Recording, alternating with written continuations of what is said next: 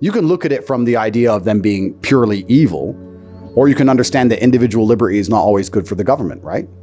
If you have an ant farm, what's good for the ant farm doesn't always have to be good for the individual ant. Perhaps the individual ant needs to die for the ant farm. So you have to decide, do you build a society which is based on the good of the ant farm or based on the good of the ant?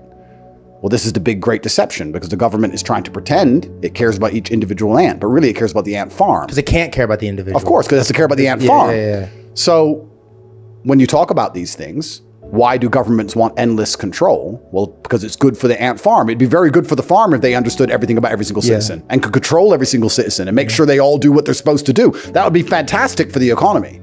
But then you also understand that power corrupts, and absolute power corrupts absolutely, and they're going to use it for their own personal gain and enslave humanity, which is what humans are naturally inclined to do. And they're going to have technological help. So we're entering a very interesting stage in the evolution of history. And I think now encouraging people to think freely is more important than it's ever been, and encouraging men to be masculine in regards to they believe in something outside of themselves, which is the masculine imperative. The masculine imperative is to understand that it's worth dying for something that isn't me, which is the main primary difference between men and women, which we can talk about in a second. Okay.